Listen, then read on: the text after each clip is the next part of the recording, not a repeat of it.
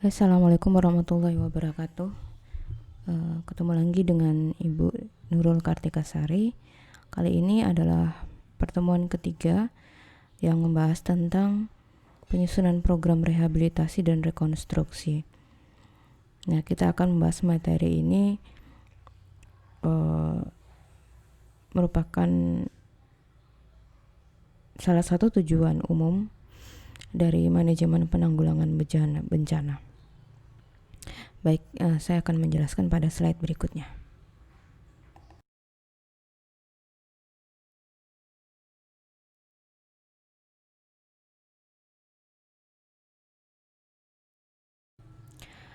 Jadi apa sebenarnya yang dimaksud dengan rehabilitasi dan rekonstruksi?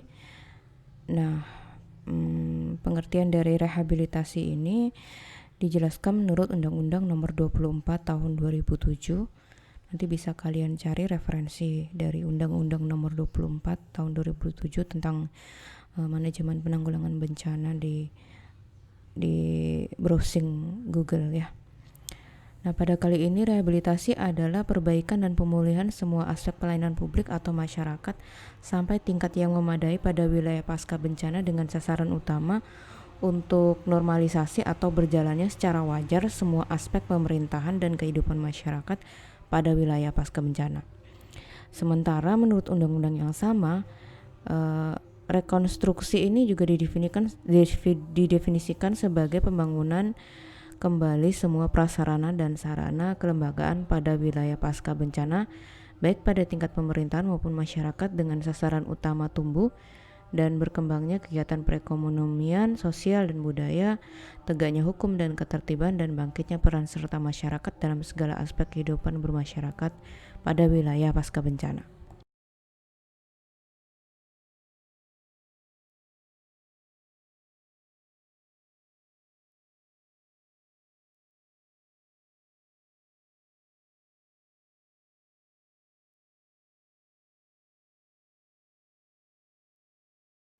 Lalu apa saja sih kegiatan-kegiatan rehabilitasi dan juga rekonstruksi? Untuk kegiatan rehabilitasi ini bersifat segera dan merupakan kegiatan yang menjembatani antara tanggap darurat dengan pasca bencana. Beberapa kegiatan diantaranya itu mengembalikan pelayanan yang terganggu, kemudian membersihkan jalan-jalan atau akses jalan yang dilewati, kemudian memperbaiki bangunan yang sudah rusak dan menyediakan makanan atau dapur umum, serta juga menyediakan tempat tinggal bagi para pengungsi. Nah, kegiatan pemulihan jangka pendek ini dapat berlangsung selama beberapa minggu. Nah, kemudian kegiatan rekonstruksi ini merupakan kegiatan yang melibatkan beberapa kegiatan yang sama tetapi berlanjut hingga beberapa bulan atau hitungan tahun. Namun, pemulihan jangka panjang seperti ini lebih berfokus pada pembangunan kembali sarana fasilitas-fasilitas atau bangunan-bangunan fisik secara permanen dan juga untuk meningkatkan sosial ekonomi dari masyarakat. Kadang-kadang pembangunan kembali ini dilakukan secara menyeluruh jika kerusakan itu sangat-sangat parah. Tujuan dari pemulihan jangka panjang ini adalah untuk mengembalikan keadaan sebelum bencana atau bahkan bisa menjadi lebih baik setelah bencana. Pemulihan ini juga menjadi waktu yang tepat untuk mengambil langkah-langkah mitigatif sehingga masyarakat itu bisa lebih siap dan bencana yang serupa tidak terulang. Lalu apa saja sih prinsip-prinsip rehabilitasi dan rekonstruksi?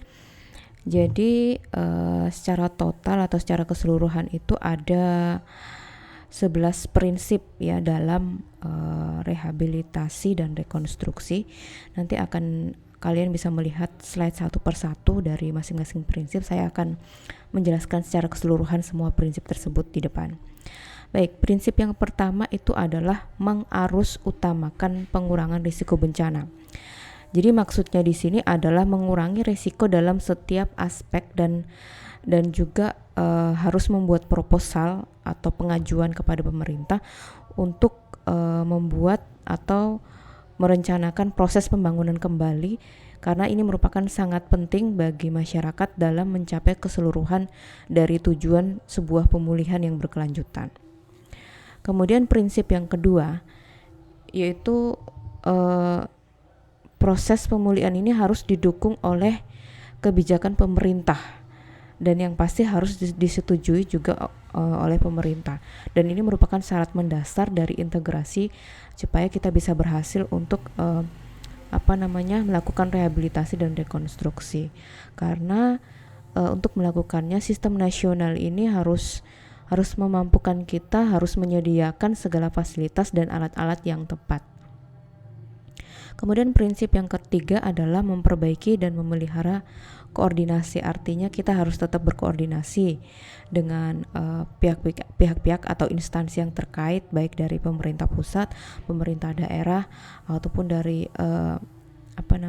tokoh-tokoh masyarakat atau tokoh-tokoh setempat di daerah tersebut. Karena koordinasi yang baik ini akan memaksimalkan proses rehabilitasi dan rekonstruksi serta menghindari kesenjangan dengan melibatkan masyarakat dan juga kearifan lokal.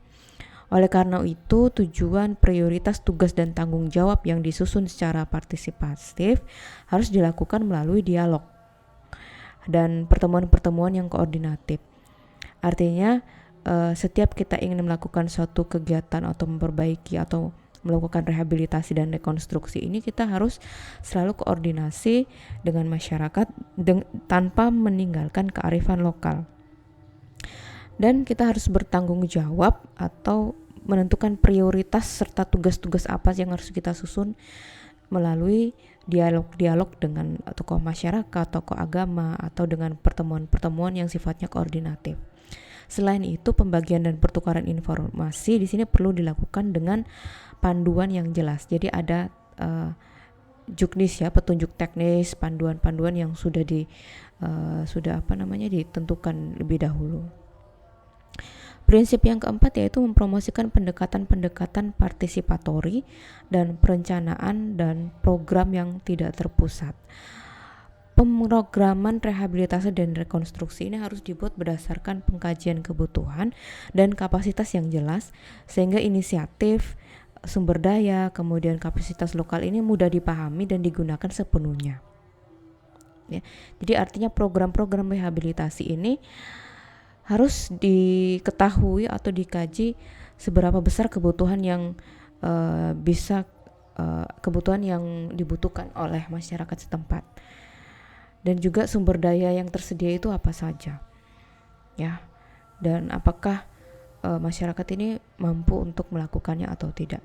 Dan program ini harus dikendalikan oleh permintaan dan dirancang untuk menjangkau populasi yang paling rentan. Kemudian prinsip yang kelima yaitu meningkatkan standar keamanan dan mengintegrasikan pengurangan risiko. Semua aktivitas pemulihan ini harus menyasar pada perbaikan standar keamanan dan pengurangan risiko, termasuk menghindari risiko pembangunan yang menciptakan kerentanan atau risiko baru.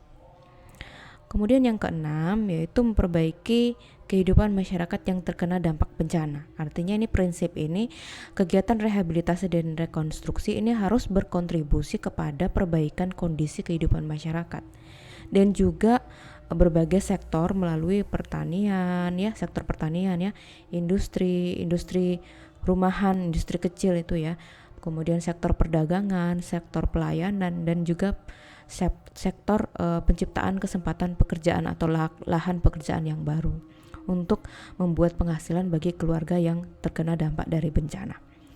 Prinsip yang ketujuh yaitu membangun kemampuan sumber daya lokal dan nasional untuk peningkatan ketangguhan, manajemen risiko, dan pembangunan yang berkelanjutan. Kemudian prinsip yang kedelapan itu mengambil manfaat dari inisiatif-inisiatif yang sudah berjalan. Ya, maksudnya di sini ketika kita melakukan suatu proses rehabilitasi dan rekonstruksi, ini merupakan kesempatan yang baik untuk meninjau kembali apakah inisiatif-inisiatif pembangunan yang sudah berjalan itu bisa terlaksana. Selain ini juga dapat digunakan untuk melakukan orientasi ulang jika diperlukan dan mungkin dilaksanakan sehingga kontribusi kepada pembangunan dan kapasitas masyarakat itu lebih meningkat. Minimal inisiatif-inisiatif yang sudah ada itu harus ditinjau ulang untuk memastikan bahwa inisiatif-inisiatif tersebut tidak berkontribusi terhadap akumulasi risiko yang lebih besar. Kemudian prinsip yang ke-9 yaitu sensitivitas gender. Nah, Sensitivitas gender ini maksudnya kita harus memahami bahwa peran dan posisi sosial perempuan secara langsung ini mempengaruhi seluruh proses penanggulangan bencana. Pada dasarnya, lelaki dan perempuan telah memiliki peran dan posisi sosialnya. Masyarakat juga telah memiliki cara pandang bagaimana perempuan itu dipersepsikan dan diharapkan bertingkah laku baik dalam situasi aman maupun dalam kondisi bencana. Nah, di proses rehabilitasi dan rekonstruksi ini merupakan suatu kesempatan untuk mengurangi kerentanan kelompok-kelompok sosial dan meningkatkan kesetaraan gender. Artinya, analisis gender ini diperlukan untuk mengetahui siapa orang tersebut. Maksudnya dilihat dari sisi gendernya dan dia butuh apa dan bagaimana cara menganalisisnya. Siapa yang bisa melakukan apa dan bagaimana? Siapa yang bisa memiliki akses dan kontrol terhadap SDM atau sumber daya manusia apa dan bagaimana? Kemudian prinsip yang ke-10 adalah efek demonstratif. Artinya di sini semua inisiatif-inisiatif terkait dengan rehabilitasi dan rekonstruksi setempat ini dapat memiliki efek demonstratif yang penting. Kemudian mampu membangun kapasitas lokal dan nasional dan juga menjadi sebuah uji coba pendekatan-pendekatan yang dapat dipertimbangkan dalam program pembangunan nasional. Kemudian prinsip yang terakhir itu adalah monitoring, evaluating, dan learning atau MEL. Nah, maksudnya di sini adalah bahwa ketika kita melakukan atau merencanakan program rehabilitasi dan rekonstruksi ini harus memasukkan mekanisme pengawasan dan evaluasi partisipatif yang memungkinkan pelaksanaan tindakan-tindakan korektif secara tepat waktu, menangkap pengalaman dan juga suara masyarakat. Jadi ini kita tidak boleh mengindahkan suara-suara dari tokoh masyarakat, tokoh agama setempat dan juga pengalaman yang mereka telah lalui. Di sini kita mulai membangun dari efek demonstratif, meningkatkan efektivitas dan juga pembelajaran. Pada intinya, komponen kegiatan rehabilitasi dan rekonstruksi adalah sama. Namun, pada masa rekonstruksi kualitas lebih baik dan bertujuan untuk program jangka menengah.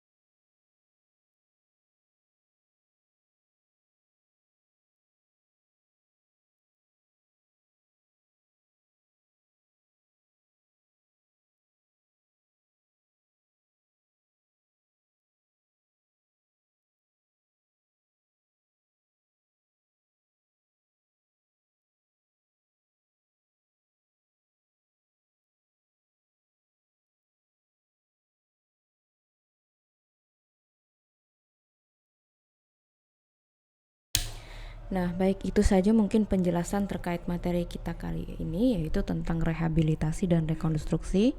Untuk lebih lengkapnya kalian bisa membrowsing Undang-Undang Nomor 24 tadi ya, tahun 2017 yang terkait dengan rehabilitasi dan rekonstruksi. Kemudian nanti Ibu akan memberikan tugas untuk